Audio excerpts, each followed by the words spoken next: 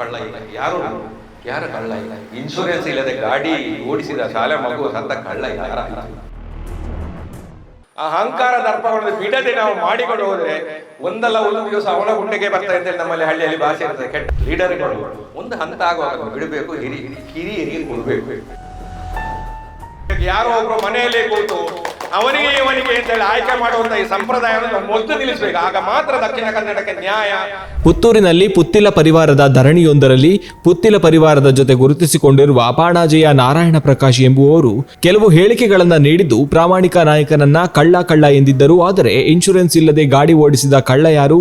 ಸರ್ವಾಧಿಕಾರ ಮೊದಲು ಹೋಗಬೇಕು, ಪ್ರಜಾಪ್ರಭುತ್ವ ರೀತಿಯಲ್ಲಿ ದಕ್ಷಿಣ ಕನ್ನಡದಲ್ಲಿ ಶಾಸಕರ ಜನಪ್ರತಿನಿಧಿಗಳ ಆಯ್ಕೆಯಾಗಬೇಕು ಎಂಬಿತ್ಯಾದಿ ಹೇಳಿಕೆಗಳನ್ನ ನೀಡಿದ್ದಾರೆ.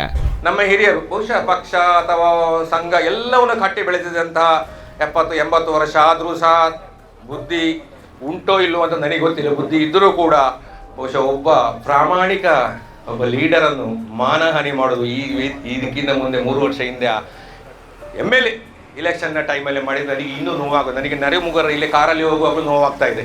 ನಾನು ಕಿವಿಯಾರೆಗೆ ಹೇಳ್ತೇನೆ, ಕಳ್ಳ ಅಂತ ಹೇಳಿದರು. ಯಾರು ಕಳ್ಳ ಈಗ? ಯಾರು ಕಳ್ಳ ಈಗ? ಇನ್ಶೂರೆನ್ಸ್ ಇಲ್ಲದೆ ಗಾಡಿ ಓಡಿಸಿದ ಶಾಲೆ ಮಗು ಸತ್ತ ಕಳ್ಳ ಯಾರಾಯಿತು? ಯಾಕೆ ಗೊತ್ತಿರಲಿಲ್ವ ಕಾನೂನು? ಇಷ್ಟು ವರ್ಷದ 85-90 ವರ್ಷದ ಅನುಭವ ಇಲ್ಲಿಗೆ ಹೋಯ್ತು. ನಮಗೆ ಯೋಚನೆ ಮಾಡಬೇಕಲ್ಲ ನಾವು.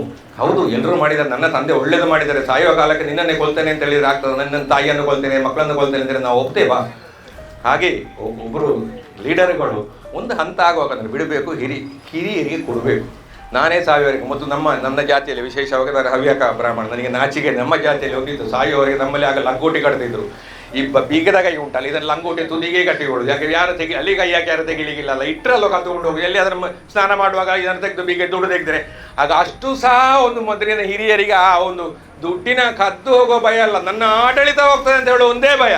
ಬಹುಶಃ ನನ್ನ ಸರ್ವಾಧಿಕಾರ ಹೋಗ್ತದೆ ಅಂತ. ಈ ಸರ್ವಾಧಿಕಾರ ಮೊದಲು ತೊಲಗಬೇಕು. ಪ್ರಜಾಪ್ರಭುತ್ವ ರೀತಿಯಲ್ಲಿ ದಕ್ಷಿಣ ಕನ್ನಡದಲ್ಲಿ ಶಾಸಕರ ಆಯ್ಕೆ ಆಗಬೇಕು, ಜನಪ್ರತಿನಿಧಿಗಳ ಆಯ್ಕೆ ಬೇಕು. ಯಾರೋ ಒಬ್ರು ಮನೆಯಲ್ಲೇ ಕೂತು ಅವನಿಗೆ ಅಂತೇಳಿ ಆಯ್ಕೆ ಮಾಡುವಂಥ ಈ ಸಂಪ್ರದಾಯವನ್ನು ಮೊದಲು ನಿಲ್ಲಿಸಬೇಕು. ಆಗ ಮಾತ್ರ ದಕ್ಷಿಣ ಕನ್ನಡಕ್ಕೆ ನ್ಯಾಯ, ಪ್ರಜಾಪ್ರಭುತ್ವ ರೀತಿಯ ನ್ಯಾಯ ಸಿಗ್ತದೆ. ಬಹುಶಃ ಇಲ್ಲದಿದ್ದರೆ ಖಂಡಿತ ಸಿಗುವುದಿಲ್ಲ. ನಾನು ಹೇಳುವಂಥದ್ದು ಇರುವಂಥದ್ದೇ. ತಪ್ಪುಗಳು ಮಾಡ್ತೇನೆ, ನಾನು ಮಾಡಿರ್ಬೋದು ತಪ್ಪು, ಇನ್ನೂ ನಾನು ಮಾಡಲಿಕ್ಕೆ ಇರ್ಬೋದು. ಯಾರೂ ಸಹ ಹಿರಿಯರಾಗಲಿ ಕಿರಿಯ ತಪ್ಪು ಮಾಡಿರ್ಬೋದು. ಆದರೆ ತಿದ್ದಿಕೊಂಡು ಆ ಹಠ, ಅಹಂಕಾರ, ದರ್ಪ ಇದನ್ನೆಲ್ಲ ಬಿಡಬೇಕು.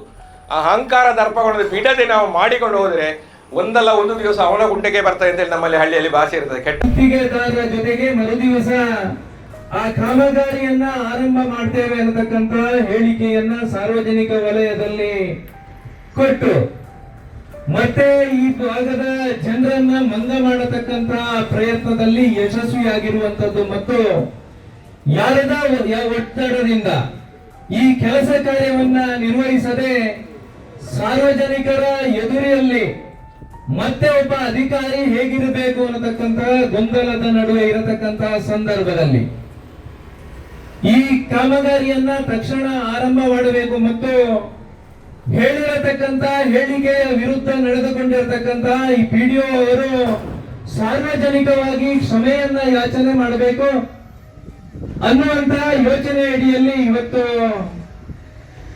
ಪ್ರತಿಭಟನೆಯ ಕಾರ್ಯಕ್ರಮದಲ್ಲಿ ನಾವೆಲ್ಲ ಭಾಗಿಗಳಾಗಿದ್ದೇವೆ.